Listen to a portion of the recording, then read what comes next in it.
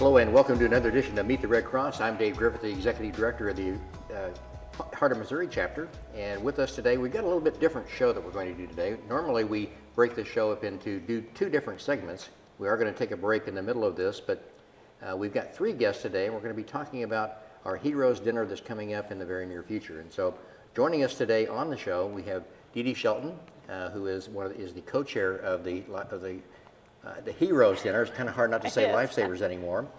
We also have Kelsey Vaughan, who is the project manager for the Heroes dinner. And then the other co-chair that we have is Kristen Dreher. And so, ladies, welcome to the show today. Thank you. I want to talk just a little bit, and for those that have watched the show before and know, and if you have not seen the show, what I'd like to do to begin with is to let our audience know a little bit about each one of you and kind of where you are and how you got here. And so, Dee Dee, why don't we start with you and you tell us about Dee Shelton. Okay. As you mentioned, my name is Dee Shelton, and I was with this event at its inception 10, 12 years ago when it was called Heart of a Hero. And I did that for 5 years, thoroughly enjoyed my time with it, but as my children entered school, it was evident that I needed to be more active with PTAs and booster organizations. But a few years ago, Jimmy K. Sanders called me and asked if I would like to come back on board to what was then called the Lifesavers Award. And I thought it was time to come back. I've always enjoyed my time with the Red Cross and what it does, so I am happy to be back. Well, tell us about your background, your family. I know you've got some kids that are in school. I do. I've been married for 27 years to my husband, and he is a physician here in town. And I have a daughter, Kate, who is an RN at St. Mary's. She graduated in May and started at the St. Mary's, and she's excited about the opening of the new hospital. And then I have a freshman at Mizzou, and his name is Ross, and he got the highest exam on the English test today. So I'm a proud mama. Well, very good, very good. And Kelsey, tell us about yourself. You're a Jefferson City girl. I am. I'm originally from Jefferson City. I went to school at Helias in high school, and then I went up to SLU, St. Louis University in St. Louis for college and stayed there. Before working for the Red Cross, I worked with the St. Louis Rams in their community outreach department, and I also worked for an event planning company called CMAC based out of St. Louis as well. And through the Rams, I worked with the Red Cross for their annual Holiday Meal for Heroes campaign and fell in love with the program and the campaign, and so I left and took a job with the Red Cross. And so I've been there for a year and a half in the St. Louis region. I work in the financial development department as their event coordinator. And as the event coordinator, exactly what is that? Besides just doing the Heroes event that we have here, you also do the Heroes event there? Right. In St. Louis, we have a Heroes breakfast. So it's our biggest fundraiser that we hold every year. And along with that, I do smaller events and work with our Tiffany Circle members who are women philanthropists in the area that give $10,000 or more each year. So we do a lot of fun luncheons and events with them as well. Okay. Well, thank you for being on the show today. Thank you. And Kristen, tell us about Kristen Dreher. Well, I'm originally from the central Missouri area. I grew up just across the river in a little town called New Bloomfield. Mm-hmm. I have a beautiful 19-year-old daughter named December Renee, and she's currently a sophomore at Moberly Area Community College, where she'll be finishing her associate's degree in December. And then she'll be transferring to Mizzou for meteorology. So I got one of those proud mom moments too. I currently work for a company called ServPro of Jefferson City. I am their marketing manager. And ServPro nationally is a very proud sponsor of the Red Cross's Ready Rating program. And that's kind of how I got involved with the Red Cross. I wanted to kind of get together with our local chapter and to partner with them and bring our national sponsorship home in the local community. We talk about I want to talk about the Heroes event, and that's really what we're here for. And Dee Dee, you might tell us that in the differences that you see from what we had from when you first started 10 years ago with the Heart of a Hero program, and how that's transitioned from that particular program to the Lifesavers to what we have now. How have you seen that evolve to where it is to where we have today? Well, really, the only thing that has evolved or changed is the style, the format of the event. We have gone from formal luncheons at Capitol Plaza to picnics across the river to bringing it back this side of the river indoors where there's air conditioning, and having it back to a dinner, but not a formal dinner. And so that's been the changes, but the focus has always remained the same, and that was to honor individuals in our local communities and within the 21 chapters or 21 counties that the chapter serves. So that's the only really difference, is just what we serve for meals. And the crowd that we used to have, and I know this event was held for a long time at the Capitol Plaza Hotel, and as you mentioned, we did move it from one location to another. That moving from a luncheon to the barbecue that we had in the evening, do you feel like that's engaged more people, or is it gained more momentum by having it that way? Or I think it has. I think when we hosted it for a luncheon at the Capitol Plaza, you got a lot of the business groups out, and the different organizations in town would sponsor a table, and they would just come there on their business. But now I think we have more families. We have people that want to know more about the Red Cross.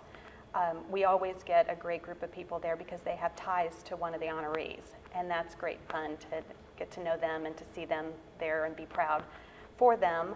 But I think that we've been able to engage a broader spectrum of the community by having it in the evening. And Kelsey, you might tell us about where the event's going to be, when it's going to be, and where it's going to be this year. Sure. The event is returning back to Capitol West Event Center, where it was last year, on Tuesday, April 21st. The doors open at 5 and the program begins at 6:15. One of the challenges we had, and Dee Dee referred to this, one of the challenges that we had in the very first year that as the executive director, that I had the event, we wanted to move it to a barbecue and move it outside. That particular year, it was the year that we had the hottest summer, I think, in recorded history. We were blessed that day that it went down to 85 degrees, and so it wasn't quite as hot as it was before. But by moving it out to the Capitol West Event Center, and I know this is something the committee talked about, in taking that one element out, of taking the heat and taking the rain and the wind that we had in the second year. And it's just been a great partnership with them, and it's continued to grow from there. So what are the format that you might have, and you might talk about that just for a little bit, about what that's going to be on that particular evening. Sure. So this year we added a new element. We have a volunteer named Mike Moyer who's going to be interviewing all of our winners. And so instead of having the MC read the stories of the winners, we'll have them tell their own story through their own words, which will be up on the screens at the center. So I'm really excited to add this component to the dinner. We do it in St. Louis at the breakfast, and it's really touching and emotional. It's a new asset. Kristen, the event's, 7 months away from us right now. Why do we need to begin all the planning right now? Well, I think that, any good event takes planning, and it allows us to get the information out to more people, to get more nominees, and to get an overall bigger view of the great heroes that we have in our chapter's area. And so it gives us a better opportunity to recognize those people that are deserving of an award. We have, there are 8 awards we're going to have this year. Is that right? Is it 8 awards? There are 9 awards. 9 awards this year. Yeah. Okay, we added an additional award. Tell us about what the categories that we have and kind of what composes that, so if our audience is out there listening that wants to nominate somebody, how they can do that. Sure. So this year we did add one brand new award, and that's called the Community Impact Award. And I'm really excited about it. We actually stole the idea from Chicago, and we're in St. Louis as well. So this is presented to an individual or organization who has made a significant impact in our community by doing leadership or be whatever it may that our committee chooses to honor. Along with the Community Impact Award, we're going to honor a firefighter, law enforcement official, healthcare, military, blood services, a Good Samaritan adult, and a Good Samaritan youth, a firefighter, did I say that one already? And then emergency medical assistance. So anyone who would use CPR or an AED to save a life. And in addition to that, I know it's special with your guys' chapter that you honor a volunteer of the year. So I think it's picked internally to recognize someone who has given a lot of time to the Red Cross. Dee Dee, we've always, and you being on this committee for some time, it's always been a challenge to get those nominations in, hasn't it? Absolutely. No one wants to toot their own horn. And so we need individuals and out in the 21 counties that make up the chapter to be listening for stories to send in the nominations. And you can do that by visiting our website, and it's www.redcross.org/HOM, which is Heart of Missouri. And on that, you can go to local programs, or there's a banner that says Heroes Dinner, and you can submit it online, or you can print it and write it and submit it via the mail, and the address is listed where to mail that.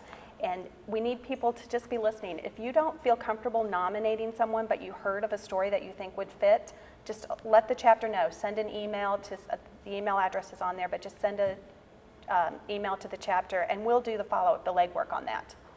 And Kristen, one thing that I've seen, and I know that Dee Dee has also seen, that when you refer to somebody as a hero, virtually every single one of those people, they don't consider themselves heroes. But why do you feel like it's important that we recognize those?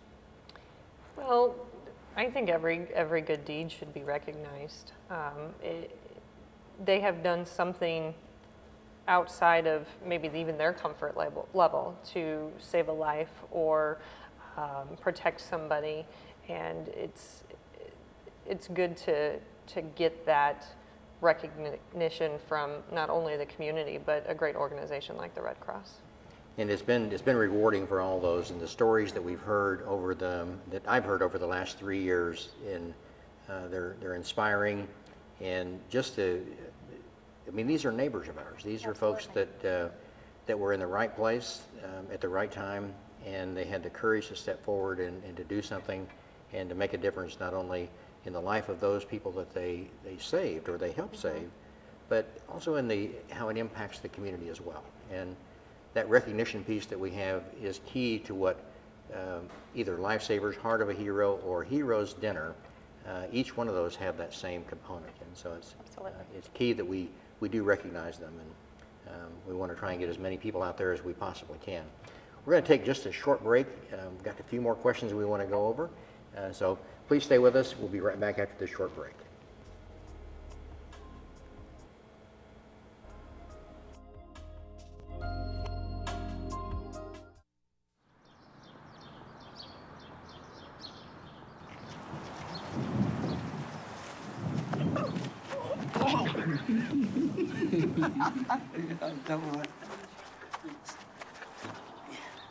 How you feel? How you feel? I'm feeling good. Spin me, spin me. Gotcha.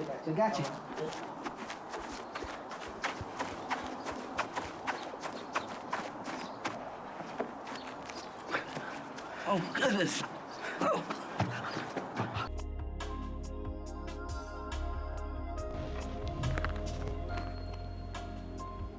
Welcome back to Meet the Red Cross. I'm Dave Griffith, the Executive Director of the Heart of Missouri Chapter, and joining me on the Meet the Red Cross for this edition, we have Dee Dee Shelton and Kristen Dreher, who are the co-chairs for our Heroes Dinner coming up, and we have Kelsey Vaughan, who is the project manager and our event specialist that we have out of our St. Louis region. Ladies, welcome back to the show. And we moved the dinner from June until April. Kelsey, you might tell us why that's important and why we did that. We decided that having the event in June is during the summer and everyone's busy and has events going on, and so we wanted to give more people a chance to be involved, and so we thought that moving it to the spring in April would be more conducive to people's schedules. And I guess as the project manager, have any of the events that we've had or anything that's come up so far that has caused you to make some changes, or why we want to make? What's been your experience so far with the Heroes Dinner and actually the Heroes Breakfast that you have there in St. Louis? Sure. So I think that we are on track with everything. We have such a committed committee and just strong leadership. And so by jumping on the ball and getting it going so early in the season, I think it's going to be great. And we have a lot of time to plan and get this program ready for you all. You mentioned the committee. Dee, let's talk about the committee for a little bit and talk and who all is on that committee, and what, I think you have some subcommittees that are built within that, and how is that going? We do. We will meet again in December. We still would love if someone would like to be involved and they feel like this is something that they could benefit us and they could benefit from. We would love for them to call the chapter, and we'll let them know when the next committee meeting is. Kathy Crow is coming back. She was my co-chair last year. She's stepping down from co-chair, but she is also involved with a lot of the program and the logistics. And we have Debbie McCoy. She's a board member, but she's also going to be working with the silent auction. And I know Annie Locke is coming back as a committee member, and I know I'm leaving some out, but we're working on getting the committee set, and I am chairing up the nominations committee. And something I didn't mention with the nominations is we are seeking nominations until February 1st. So there is a deadline. There is a deadline, February 1st, because we need time to, as Kelsey mentioned, to have their videos done and to get some of the information out there.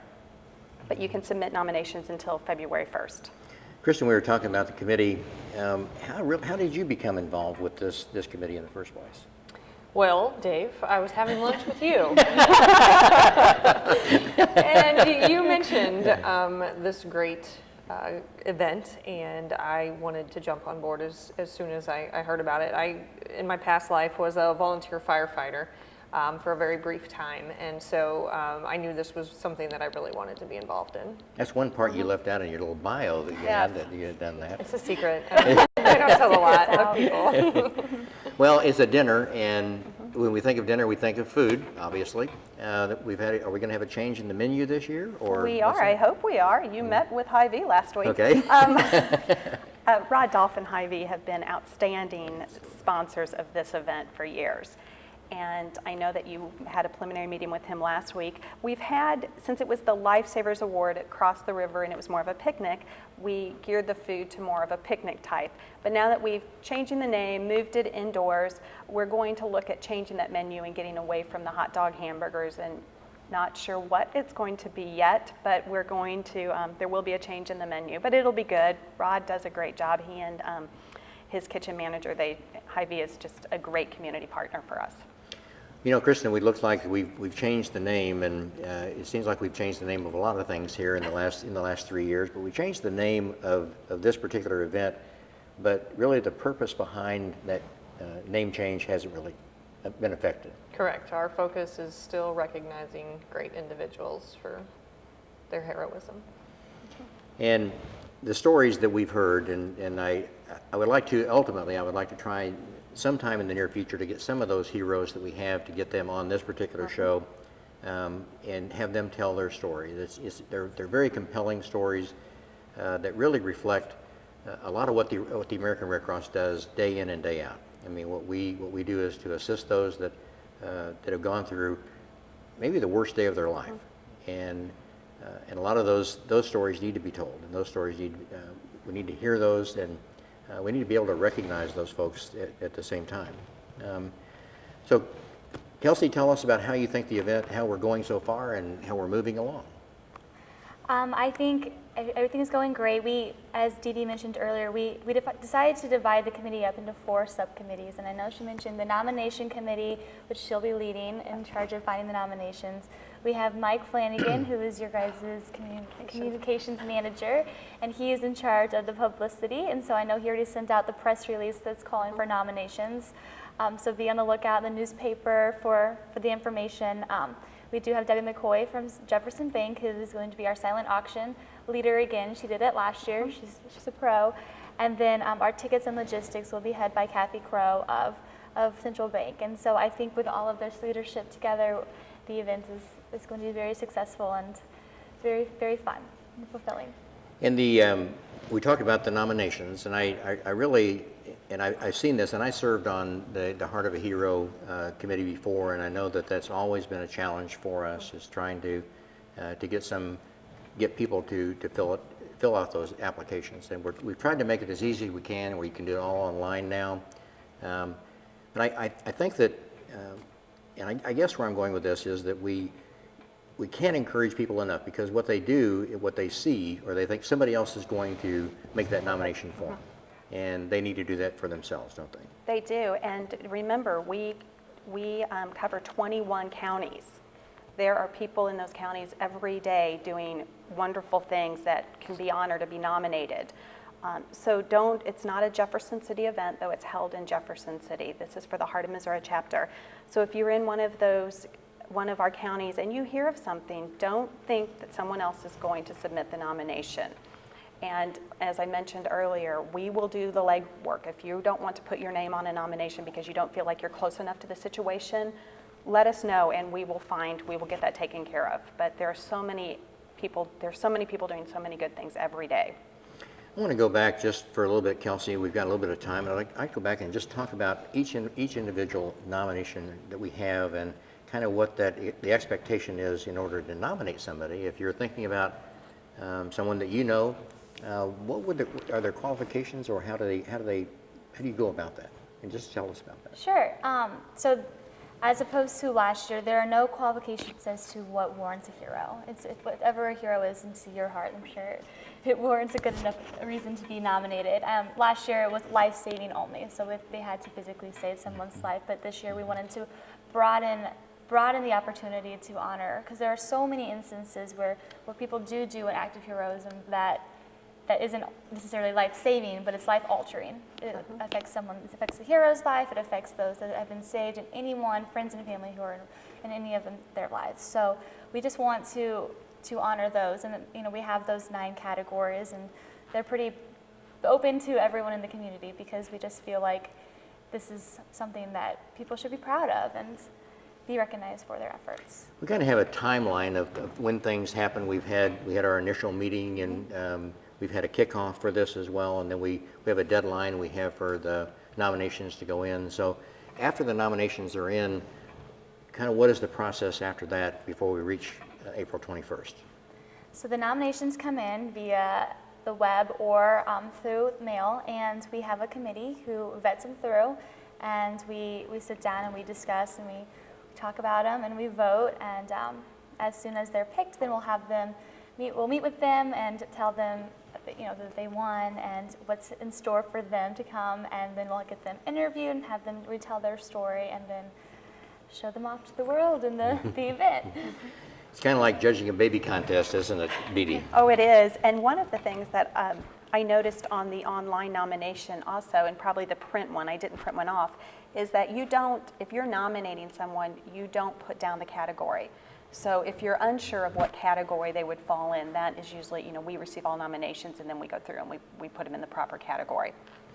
Kristen, with your job with ServPro, you're out there and you see a lot of disasters that have happened in people's homes. And how is that, can you draw a parallel between what you do there and what the American Red Cross does and how this event is that we have here with the Heroes Dinner and previously with the Lifesaver? Well, that's a tough question, Nate. I told you I wouldn't ask any tough questions, but I think that once you've been there, and I think the point of this is once you have been to a disaster and once you've experienced that and you see the impact that has on families, there are a lot of people that are behind the scenes that played a key role in that recovery that they have, and I don't know, and it's really for my own benefit to find out kind of what ServPro and how that's impacted you. Well, I think a lot of times, there are those behind the scenes things that happen, and ServPro, we do our best to go in and help get those situations under control. A lot of times people think that if they've had a fire or anything like that, they cannot rebuild. And, we have a vision and we can see and we can go in and help them get them back to make it like it never even happened. And, knowing, sometimes people might think that ServPro's a hero, but we're just doing what we want to do in the community to help those people get back to where they were. And I think that there are other people out there that are more deserving, such as those firefighters or the first responders, and even Red Cross volunteers that come in and help the community get back on their feet.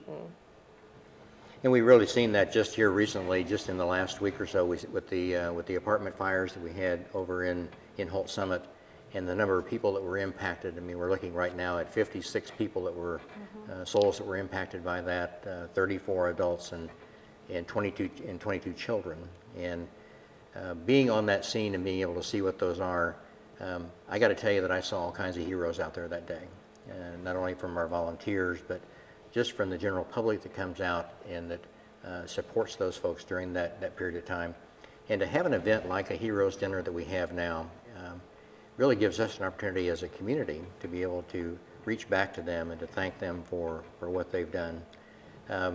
For those in our audience that might have just tuned in a little bit late, we're talking about the Heroes Dinner. It's going to be happening on April the 21st. The categories that we have are numerous. We've got 9 different categories this year, and one that you mentioned, Dee Dee, is the community impact hero. Talk about that just for a little bit, if you will. Well, I really like the community impact. We had something similar back in Heart of the Heroes days. I think it was called the Business Award. But I really like the name Community Impact, and as Kelsey mentioned, that came from Chicago and St. Louis is using it. But there are so many organizations and businesses within our coverage area that do tremendous things, and it may be fundraising efforts for different groups, for how they're involved with different veterans programs. I'm so excited to see I think that one's going to be tough. That may be the hardest one to, I'm glad I'm not choosing. But I think we have so many great businesses that give back, and they do fundraising for organizations like the Red Cross and different things. So. Well, and we added one, when I said 8 in the beginning, and it's 9 now, because we added a youth award there that we didn't have before. And really, that's our next generation. Those are the next folks that are going to be really taking the reins of the Red Cross and taking the reins of events like we have here. Can you talk about that as well? We, not to correct you, we've had a youth award. We just renamed it. Okay. It is now Good Samaritan Youth Award. And that one, it seems like always brings out stories that you just sit back and think, gosh, I wonder if I would have done that if I were under the age of 18. Would I have acted in that way? In fact, any of the honorees, whenever you hear their stories, they're very moving. And I also hope that a secondary effect from this is that we'll make people think that to act the next time. If they're in a situation where they're faced with helping someone, that they'll do it. They just won't walk away, because in the community, in the society in which we live, sometimes it's just easier to walk away. But we're honoring those that don't, and there's so many out there. But it is especially rewarding to see when a youth, someone under the age of 18, they don't like to be called children, but it is fun. And as you are aware, I work with the fellows on the board, the Red Cross board, and that is just, their energy is incredible. A lot like Kelsey brings to this group, but it is fun to work with that age group. Well, Kelsey, you work out of the St. Louis regional office, and how is that in having your office there in St. Louis and working with our committee down here? How's that working out? I don't think there's a problem so far. You guys are not, maybe. Not at all. Gives you a chance to come home. It does. It gives me a chance to come home and have a nice home-cooked meal every once in a while by my mom. But I really enjoy coming here because this is the place I grew up, and so hearing these names and knowing these businesses, it's nice. It's a good touch of home, and I'm really enjoying working with you guys. All right. Well, we've run out of time for this Meet the Red Cross. Ladies, I want to thank you for being here, and I want to thank you all for serving as the co-chairs for our event this year, and Kelsey for being our project manager. The experience that you bring just really is going to take this over the top. And we want, it is a fundraiser for the American Red Cross and for our chapter, but I think that more than anything else, it's also a friend raiser, where we're able to engage people with the Red Cross that haven't had that experience before or relationship, and to engage them and help us to recognize those in our community that need to have that recognition. So thank you for being on our show today. Thank you for joining us for this edition of Meet the Red Cross. And if you would like to become a volunteer, or if you would like to learn more about how you can support the American Red Cross, give us a call at 635-1132, or stop by our office at 431 East McCarty Street. And we'd be glad to talk with you about how you too can have an impact on your community. So until next time, thank you for your support of the American Red Cross.